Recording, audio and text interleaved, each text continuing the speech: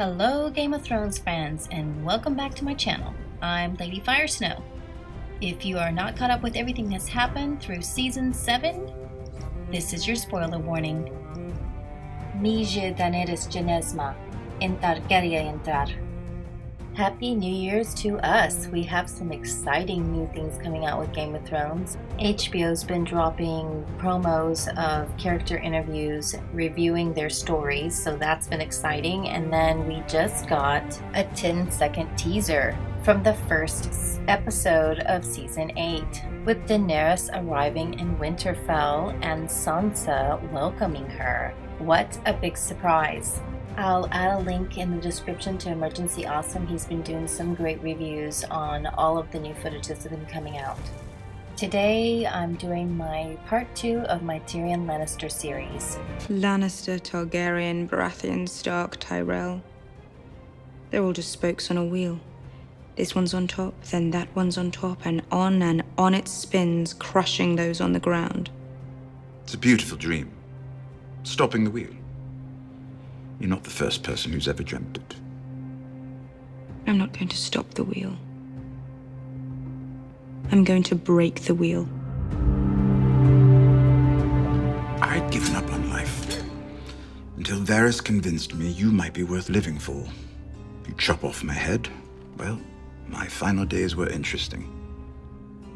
Into your service. Your Grace, we have only just met. It's too soon to know if you deserve my service. So have you decided yet? Whether I'm worthy of your service? When I was a young man, I heard a story about a baby born during the worst storm in living memory. She had no wealth, no lands, no army, only a name, and a handful of supporters, most of whom probably thought they could use that name to benefit themselves. They kept her alive, moving her from place to place, often hours ahead of the men who'd been sent to kill her. She was eventually sold off to some warlord on the edge of the world, and that appeared to be that. And then, a few years later, the most well-informed person I knew told me that this girl without wealth, lands, or armies had somehow acquired all three in a very short span of time, along with 3 dragons. He thought she was our best, last chance to build a better world. To Daenerys Stormborn, mother of dragons, breaker of chains. Thought you were worth meeting at the very least. And why are you worth meeting? Why should I spend my time listening to you? Because you cannot build a better world on your own. You have no one at your side who understands the land you want to rule. The strengths and weaknesses of the houses that will either join or oppose you. I will have a very large army. And very large dragons. Killing and politics aren't always the same thing. Long may she reign. Long may she reign. What if she conquers the world? Then what? 1,000 years of peace and prosperity? First, we have to conquer the world. 2 terrible children of 2 terrible fathers. I'm terrible. I've heard stories. Why did you travel to the far side of the world to meet someone terrible? To see if you were the right kind of terrible. Which kind is that? The kind that prevents your people from being even more so. But he did not trust you with the truth. An unpleasant truth, to be sure, but one of great significance to you. He did not trust that you would be wise enough to forgive him. A ruler who kills those devoted to her is not a ruler who inspires devotion. And you're going to need to inspire devotion, a lot of it, if you're ever going to rule across the narrow sea. And perhaps we've grown so used to horror, we assume there's no other way. If you sat on the Iron Throne, would you spread misery throughout the land? I will never sit on the Iron Throne. No, you won't.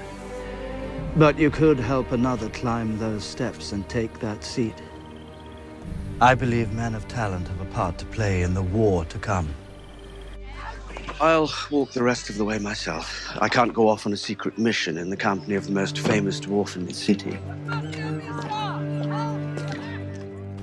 Where's your sense of wonder? The greatest structure ever built, the intrepid men of the Night's Watch, the wintry abode of the White Walkers. Tell me you're not thinking of taking the Black.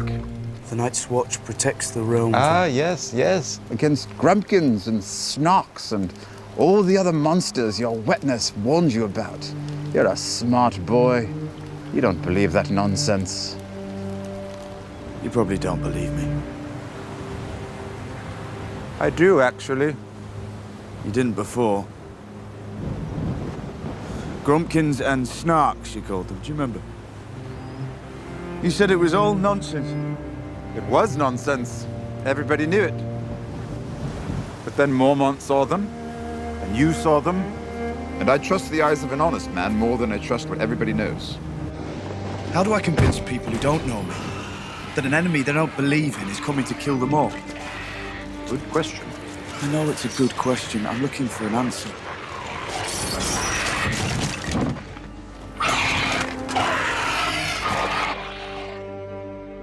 Cersei thinks the army of the dead is nothing but a story, made up by wet nurses to frighten children. What if we prove her wrong? So bring the dead to her. Only one soldier. He's right to be afraid, and a coward to run. If those things come for us, there'll be no kingdoms to rule. Everything we suffered would have been for nothing. Everything we lost would have been for nothing. The crown accepts your truce. Until the dead are defeated, they are the true enemy. People's minds aren't made for problems that large. White Walkers, the Night King, army of the dead. It's almost a relief to confront a comfortable, familiar monster like my sister. The goal you've worked towards your entire life. Cersei, I didn't The know. destruction of this family. I am the one preventing that from happening. Daenerys didn't want to debate and negotiate. She didn't want to bring you words. She wanted to bring you fire and blood until I advised her otherwise. I don't want to destroy our family. I never have. Little brother. Beloved siblings. You may not have killed Joffrey, but you killed Myrcella, you killed Tommen. No one would have touched them if father was here. No one would have dared. I've never been more sorry about anything. I will not hear it, not from you. I will not hear it! My dear brother, there are times you make me wonder whose side you're on. You love your family, and I have destroyed it. I will always be a threat. So put an end to me. My dear brother, you wound me. You know how much I love my family. Do it! Say the word. Jenna Snow and I were theorizing about why Cersei did not kill Tyrion in this moment.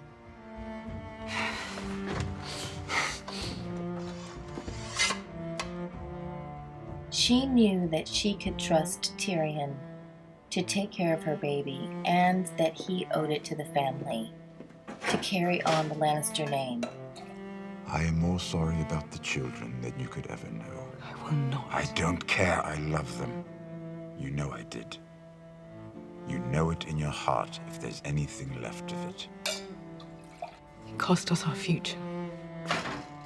If there's no future, then why are we here? Why did you allow me to come? No, not what you hoped for, but you must have hoped for something. Do you want everyone to bend the knee to her? Yes. Why?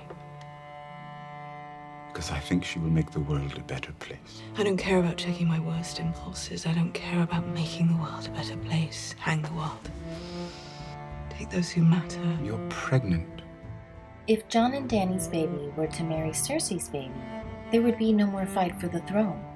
This is a common way to end war in the world of Game of Thrones. I must do my part for the honor of my house, wouldn't you agree? But how?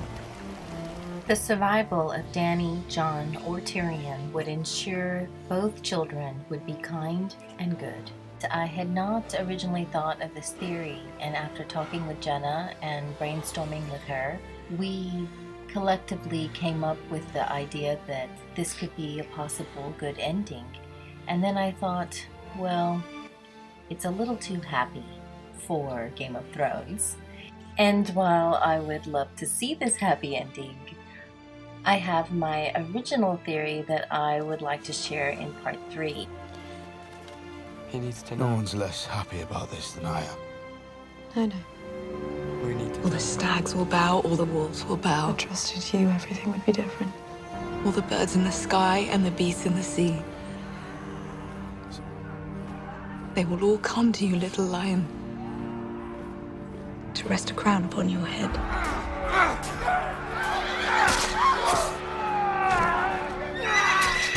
And the cup said, "Will I be strong and fierce like my father?" "Yes," said his mother. "You will be strong and fierce just like your father." Life is full of these little ironies. I enjoyed hanging out with Jenna Snow on the Amino app, and so I encourage you guys to check it out and check her page out as well. Don't forget to like and subscribe, hit that notification bell so you can know when I post more videos. I'm sure I'll also be updating as HBO drops more teasers and trailers to come before the April Season 8 finale premiere. Thanks again for watching. But a wise man once said that you should never believe a thing simply because you want to believe it. Which wise man said this? I don't remember. Are you trying to present your own statements as ancient wisdom? Never do that.